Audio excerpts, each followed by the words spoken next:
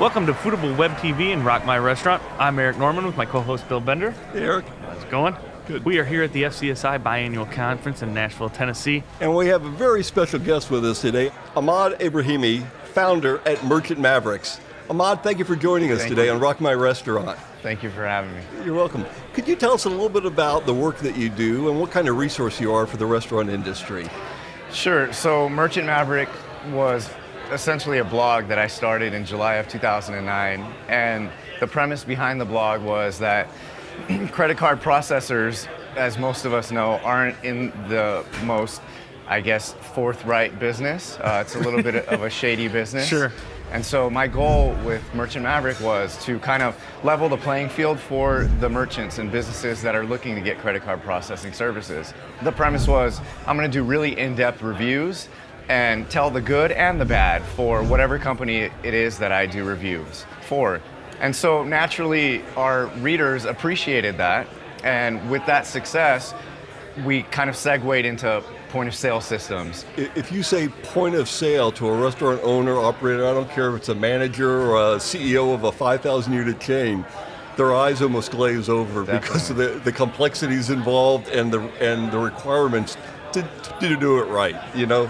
Most people are afraid of point of sale systems. They're afraid of anything that's a little bit more complex than they might understand. Right. And what our goal is to try to make that complexity a little bit easier to understand. Okay. And to use our knowledge to help business owners make better decisions when it comes to choosing a point of sale system or a credit card processor or whatever category that we're in that's related to selling or being in the food service industry or whatnot. From your perspective, is there solutions that maybe fit one model or one market segment better than another market segment? So when I get readers to my website, one of the tools that we have on our website is a questionnaire that I'll run them through. Okay. And it'll be like, what kind of a business do you own? I own a full service restaurant. I need ingredient level inventory management. Okay. I need online ordering capabilities, table management. And then at the very end, it'll spit out results that says, so-and-so point of sale system is ideal for a full service restaurant that needs ingredient level inventory management. Okay. Or table management. Tell us a little bit about the integration impact and what your views are on that, if you could. The point of sale system should always be chosen first. Then from there, it's how does this point of sale system integrate with all these other operations that I have? Accounting being one of them. But on top of that, we have these emerging technologies like online ordering, which is a new revenue stream for businesses. Sure. If Grubhub is bringing me new business, what I essentially have to do is I have to have a separate tablet for Grubhub orders sitting next to my point of sale system, and these two don't play well with each other in an ideal environment. And at some point it will happen. All of these systems are going to play really well with each other, and it's all going to be seamless integration. A sale comes in through an online order, it goes into my point of sale system, I ring it up, and that sale goes into my accounting software, so when the time comes to reconcile or do any bookkeeping, I can handle that. To make the process easier, do you have some advice for our viewers about, what they can do to make it easier on themselves? Yeah, visit Merchant Maverick. There you go. Well, thank you for joining us, Ahmad. It's been our pleasure, and we appreciate you taking the time out to join us. Thanks. Thank you very much. Thank you for having me. We have a very special guest with us today, a fellow FCSI professional member, Chris Tripoli, president of A La Carte Consulting out of Houston, Texas. Hi, Chris. Thanks for being here. Oh, absolutely. Glad to be here. Thank you. But Chris, tell us a little bit about your background, because I know you're in Houston, and I know that you're also teaching some courses at a college level for restaurant hospitality classes, right? Tell us a little bit about it. Yes, thank you. I do. That started about 10 or 11 years ago. I teach a course on the proper process of opening a restaurant, and that's at the University of Houston's Small Business Development Center.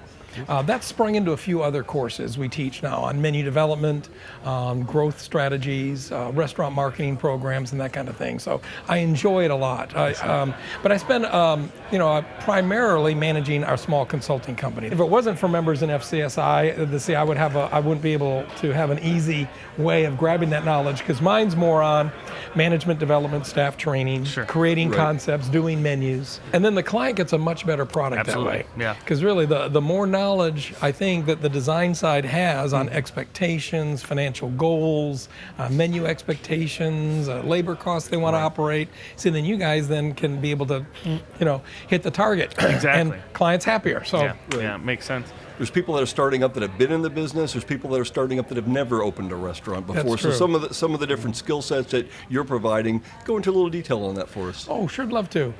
Most of our clients are the small independent operator, or people refer to them as an emerging brand. They're in the business, but they're relatively small. They're at the size where we work with them on operational improvement, and we do seasonal assessments and management development and basically play that role.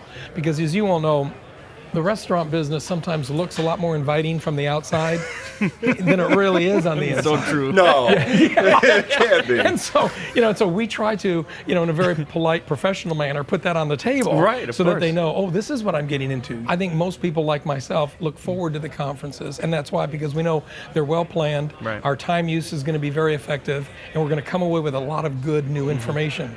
Because every once in a while, you probably do, I get asked, where is it that we go to learn? Sure. Right. We'll work with clients, and hopefully they're looking to us to maybe learn of a new trend or learn of something. I just tried to bring to light to the other attendees things that I see happening as the reality of the restaurant market segment. Right.